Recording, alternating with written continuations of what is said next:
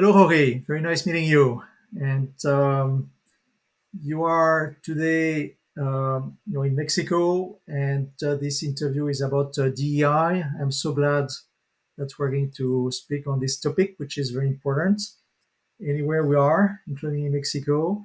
And before we start, I would like you to introduce yourself, how you got to what you are doing today, and how you got to the GRI. So it's all yours. Thank you very much for having me, Frederick. Well, my studies are my bachelor are in industrial engineering. Then I have the opportunity to study a master's degree in UT Dallas in organization development and change management. Even though that I studied industrial engineering, and which is a very technician career, from the very beginning, I make my thesis about organization development. I mean, I start, and I was very passionate about the behavior of the people.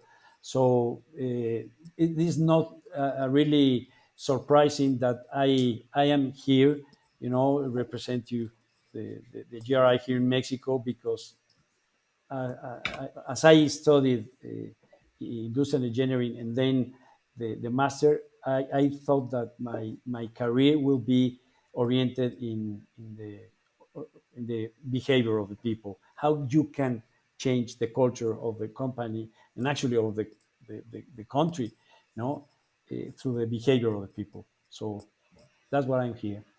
Very good. Thank you.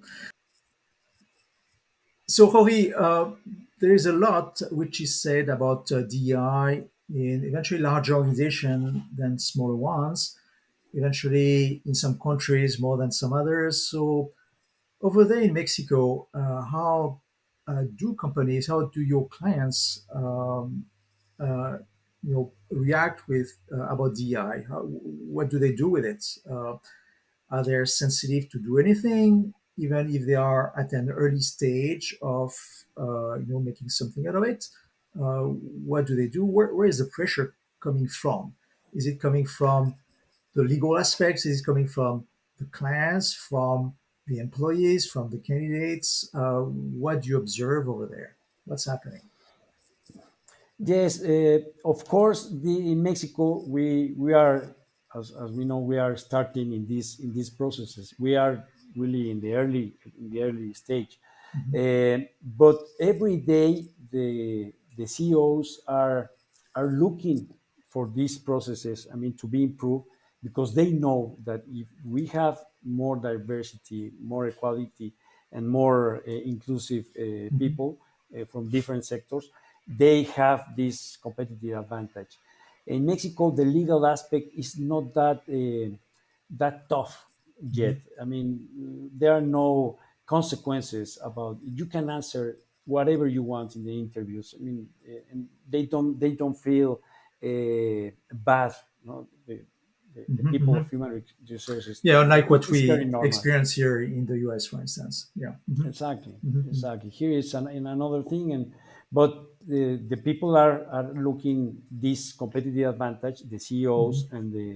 and the human resources and the operative, all the people are looking for this diversity Mhm. because they know that they need to know from inside the company the point of view of these diversity people that are outside, huh? Mhm. Mhm. Communities, religion. So every day is more common, Mhm. uh, So people are more more open common, to it, more open more open, to exactly, speak to about talk it, about and this. And mhm. yeah, exactly. Okay. So that's interesting. So in regard with the behavioral aspects and what we're doing with the GI, how do you fit uh, all of what we are doing into this picture of DEI and what you bring to your clients with that? And I understand that they are sensitive to DI, and also at the same time they are open for the GI. And how do they um, help uh, be on top of the matter with the GI from what you have observed? Well, it's a very practical mhm, question and very practical answer, Ferry, because we cannot. We are human beings, and we know that even though that we try to be neutral at the moment that we hire the people, mhm. there is always something that Oh, it's makes tough. you Yeah. click with the people, Mhm, because I mean it's the same religion, mhm, mhm, they goes to the same church, whatever. I mean, so even mhm, though that we have this or trying to be more neutral, at the very end we have some prejudices, we mhm, have some stigmas about the people, mhm, and the great advantage of the GRI is that you get scientific data, mhm, scientific information. So you are going you know that you have the an objective information in order to communicate with the people, mhm, in order to motivate the people, in order to hire the people. So it's a tool that, I mean, it is something that really impact in the day-to-day decisions of mhm, the people. All the managers, has to take very important decisions to mhm, hire, to motivate, to make a team work, to make your team works better. So, etc. So your leadership, establish a specific leadership with your people. So conflict management, for example. So it's a very, very, very practical mhm. tool. So you can dismiss all the prejudices that you have and all the stigma that you have about the people. I don't know if that makes sense. So let me rephrase it a little bit here. So GRI, as we know, is don't bring those biases that we typically Biases. speak when we speak about DEI, gender-wise, age-wise, culture, and so many others, religion, politics. Okay, Hmm. and so we have a focus on those behaviors, which is more neutral but practical at the same time for understanding people. Do you see that happening also in recruitments with your clients? That this judgment they start building is more neutral early on because they have this focus on behaviors rather than being kind of biased by all those other aspects. Well, the yes, I know that every day the human resources managers are looking for these kind of tools, these Mhm, kind of systems that makes them more comfortable. Actually, I have one prospect right now. It's a transnational company, a huge company, that they are looking for a tool that reflects exactly how do the people are going to behave in a specific environment. And that's what the GRI is all about. mhm, So yes, I can say that yes, there are many, there are more. Every day is more important mhm, mhm, to give this kind of tools, so the managers can hire more accurate, mhm, can get the mhm, people mhm, that in the right position, the right make the right match. mhm. Very good, excellent. So recruitment and employees and removing biases.